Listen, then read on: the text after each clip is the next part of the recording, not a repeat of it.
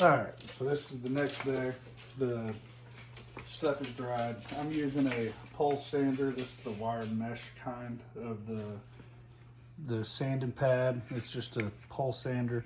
Nothing special. You can do it with a palm sander. You can do it with just a piece of sandpaper. I prefer at least a palm sander, or you can get one that's like this, that has a handle on it. And then you're just going to start sanding.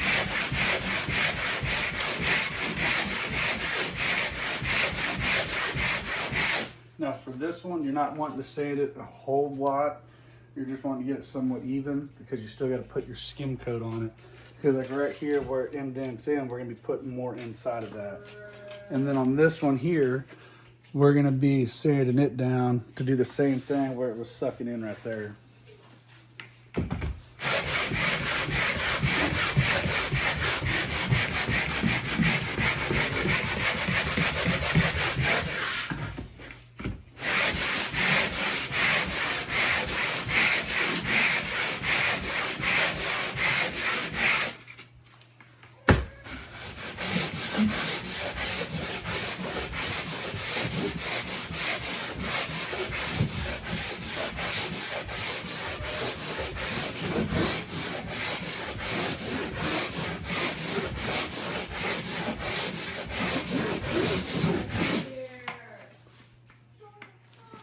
All right, so now you can see where some of the stuff came off the paper, which is expected, but you still have all this other paper and the mud that's behind it holding it in place.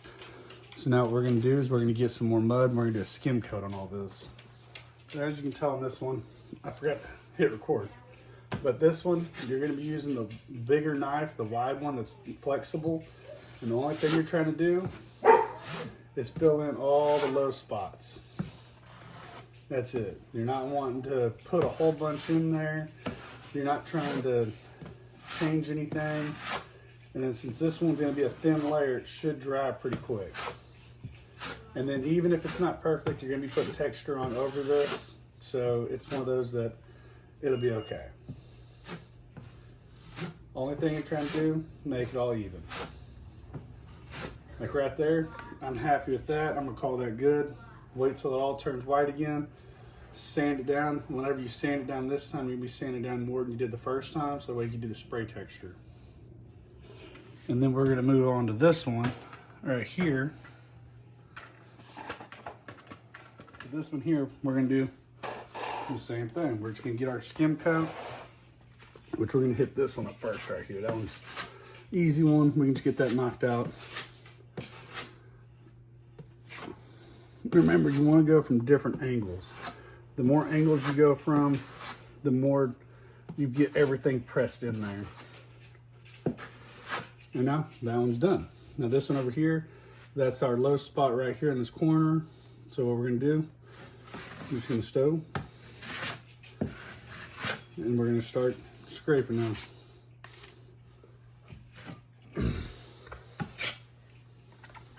This one's gonna take a little bit more mud than the previous one, but it's just because this low spot right here. And the only thing we're trying to do is get everything brought back up level with each other. And I guess not even really level, it's more just flush.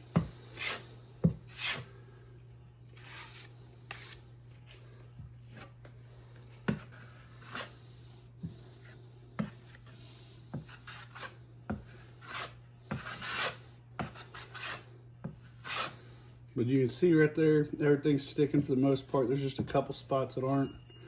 You're gonna have to kind of work it around to figure out why it's not wanting to stick. Sometimes you can just switch knives and push it in there a little bit differently and it'll stick. Sometimes it'll still try to bubble out. And you just gotta kind of play with it, go back and forth, different angles, and it'll eventually you'll get it worked in there. But after you do this a little bit, but really, realistically, by like your second or third hole, you go and patch. I mean, it's not even necessarily a hole. It could just be an indent in some sheetrock to where something hit it, a door handle, a broom, a kid hit it with something. By the time you do 2 or 3 of these, you'll be pretty decent at it. So it's one of those, just Instead of paying the sheetrock person to come out, you can go buy 2 cheap knives like this. I think these are just a couple bucks each. You can buy one of the little tubs of this stuff, which this is the big one. There's a small one that's only like that big. And you can patch little holes and that, you know, all over the place and just try it out. You know, you don't have to have a whole bunch of sheetrock tools to do this. I mean, I'm doing most of this with the cheap knife because it's just more flexible.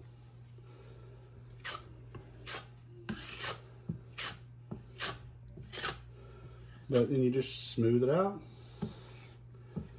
I think I'm gonna call that good. It doesn't have to be perfect. Again, the texture and paint's gonna hide a lot. Look right there. I don't even know if it's in the camera. No. Just by looking at it, I found another spot. You can see it right there. This is probably what a lot of people are gonna have. It's just a little indent, nothing crazy. So what you do is you get a little mud, and you don't have to have hardly any do that. Now that's done. And that was just like a little indent where something pushed in the sheetrock. That's all that is. It's super easy to fix. There's no reason to have to pay a sheetrock person to come out. I don't even know how much they charge for that.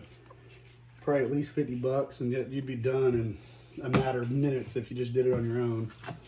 This stuff's gonna dry real fast. You'll be able to get a piece of sandpaper, sand it. The can of spray texture is probably gonna be the most expensive part. I think that was like 20 bucks, but they're gonna use the same thing because it's not enough to set up the whole texture rig.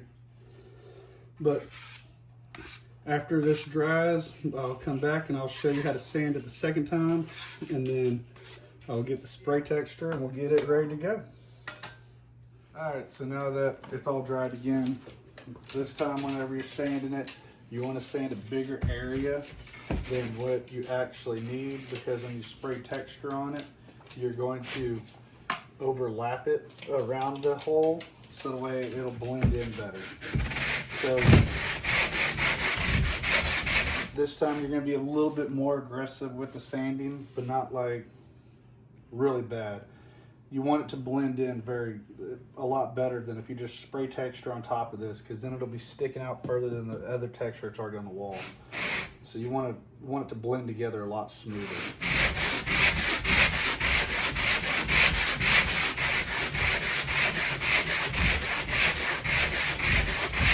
And you want to sand it multiple different angles, because if you do that, it'll prevent any type of ridges.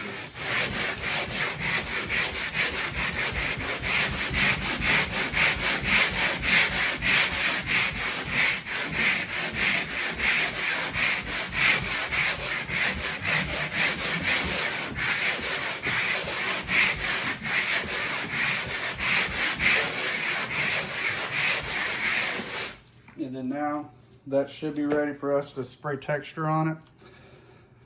You can't really see it too well, but that's right here's where the patch was. You can obviously see that. Right here, the texture was taken off and you're pretty much down to like flat sheetrock. There's no texture there. You can see it, but you can't feel it. Then as you get further away, you start feeling the texture again. That's kind of the way you want to go with it. Now, like right here's a little indent, stuff like that. That's not a big deal. There's still some loose stuff here. It's not really a big deal on any of this stuff, because whenever you spray texture on it, you're gonna like scrape it with a mud knife, and then when you paint it, it's gonna cover up a lot of this. So the biggest thing is you want the texture when you put it on here to where it blends in with what's here, but you don't want to do a square. You want it to be like an abnormal shape, I guess would be the best way to say it. If you have anything with straight edges on it, it's gonna make it stand out a lot more. You want it to be like a round circle. Circles do the best whenever you're doing patches. You don't want it to be round. You don't want it to be a square, any straight lines. The more irregular shape, the better. Like this one here, it is a square, but I'm gonna end up making it a lot bigger. So now on this patch, we're gonna do the same thing. We're just gonna try to make it an irregular shape. Circles work the best. And whenever you do this, you get dust everywhere. So just be prepared for that. The more you have, the more dust you're gonna have. So you're just gonna sand it down.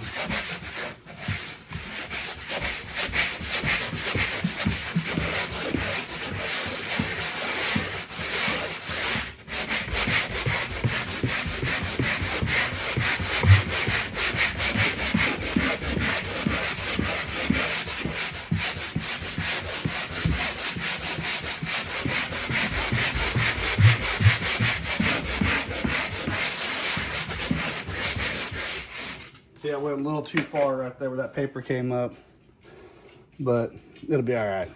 We'll just move that back out. Then this spot, since it's so small, you don't have to sand it a whole lot. Oh, you can't even see it.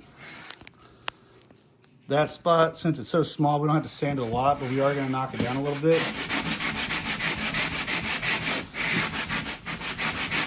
And that's all we're gonna do with that one. Since that one's so small, you don't have to do a whole bunch. But now, what you need to do is have like just a cheap little paintbrush, nothing crazy. This is just so that way you can dust it off. If you dust it off, it'll make it to where everything sticks a little bit better. You'd be surprised at how much dust sticks to this. You just want to dust it off all the way around, a little bit overlapping and everything else. So you're gonna get the little brush. It doesn't have to be anything crazy. You can use an actual paintbrush. I just have a little cheap paintbrush. I don't even remember what brand it is. You can use it as a paintbrush, but I just use it as a duster. And you just want to dust everything off. Then you come over here to the other one, same thing. Dust it off. Now again, this one here, this patch technically does come out a little bit, but once you put texture on it and then you paint it, it's gonna be almost invisible. Like if people want to find it, they can still find it. But like right here, there's some ridges on it. That's not really a big deal. And you'll be able to cover it up pretty good.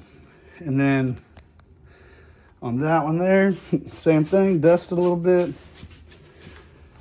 And then the texture I'm using, I've never used this one, but it's the DAP Knockdown, and it's for walls and ceilings. It's water-based, and it's the same kind of texture I have. I have the knockdown type texture, so that's the same kind I'm gonna use here.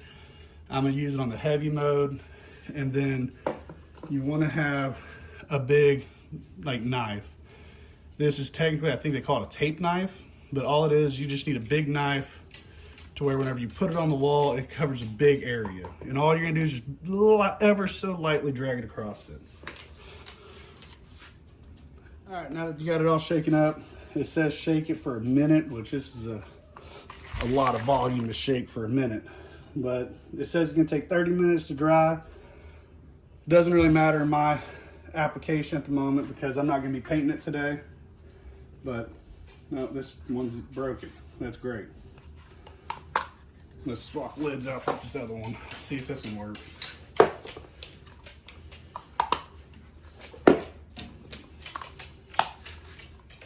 Oh, no, this one's also not working.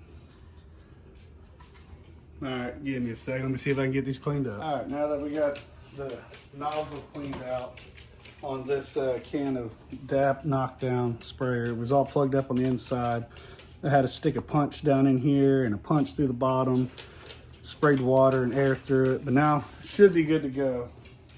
I've never used this can, so we'll see how it turns out. But you're just gonna go about a foot from the wall.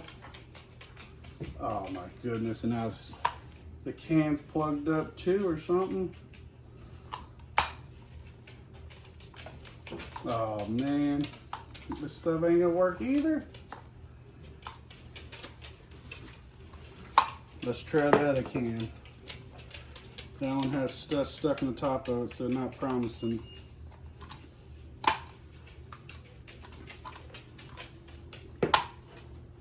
Yep. All right, let me go clean these up. All right, so the other texture I got didn't work. The top of the can was plugged up. I got everything unplugged, but the can still wouldn't work. So now I got this texture instead, which my wall has the knockdown type texture on it.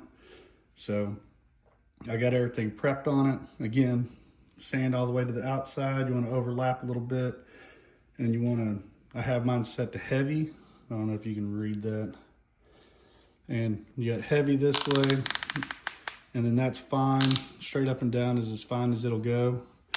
All the way counterclockwise, as heavy as it goes. And then after you spray it on there, you're gonna wait like 5 to 10 minutes. And then you're gonna use your big knife, like this one, to knock it down. And you want a big knife so that way you can go from where you haven't done anything to where you have, so that way you just barely scrape it. to where you knock it down to where it blends everything together real good. So now, after you shake the can up real good, you're just gonna get it and, ooh, not do that. All right, let me.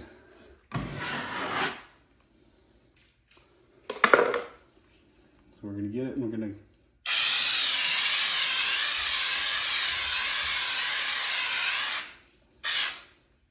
And then now, we're just gonna let that dry.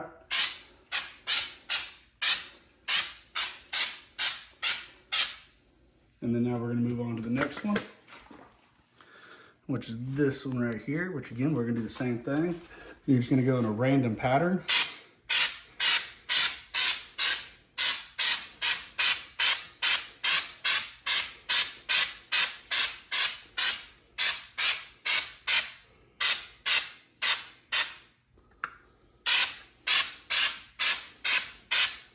And then all you gotta do, wait like 5-10 minutes, come back and do the knockdown portion on it, and that's it. Then you'll be done. Then after that, all you gotta do is paint and go from there, which here before too long we'll be painting pretty much everything in the house. So I'll go over how to set up different types of painting.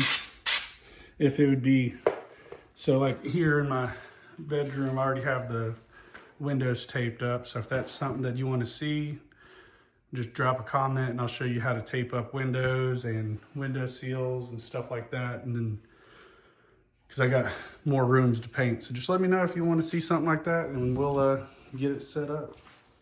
All right, now that our timer's up, what you want to do when you get your mud knife, you want to make sure it's damp. I mean, it's a piece of metal, so it's not going to stay wet. But the biggest thing is you just want to try to have it where it's a little damp. And then after that, what you're gonna do is you're gonna lightly go over the top just to knock it down.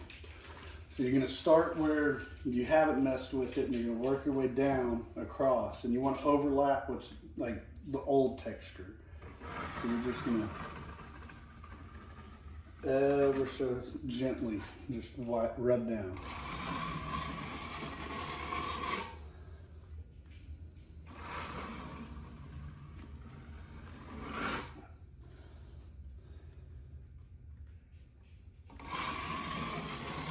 I could have gone heavier. I should have. And then we're going to go over to this one and we're going to do the same thing. Like that one looks a lot better. I should have gone heavier on that first one. And then that one up there, just a little bit of knockdown. And then that's it. Then after it dries, you're going to paint it, and then it should be way harder to see that anything ever happened there. And that's it. After you get it all painted up, put a picture in the comments and then we'll see how it did. But just to wrap up, that's how you patch holes in sheetrock. Hopefully you learned something. I gave 2 different methods or 3 different methods on how to patch holes. Again, depending on the size of the hole, little bitty holes like that where you have good support behind it, you can just put the mud in there, a little bit of tape, call it good. Holes like that where they're a little bit bigger, you can do the hot patch. Again, you could either buy the kits that are pre-made or just buy a piece of sheetrock, cut it and put it in the hole. And then depending on where the hole is at, you can do like the just mud and tape kind of patch. Like if it's down low and it's out of the way and you're not going to put anything around it, you can do that kind where you just put the tape on it, put mud in it and fill it in, and then do the same thing with texture. And then after you paint it, it should be very hard to see that anything happened there. But if you want to see more content like this, just like and subscribe, and I'm gonna keep on doing it. We're gonna be redoing our whole house, so just leave a comment and subscribe.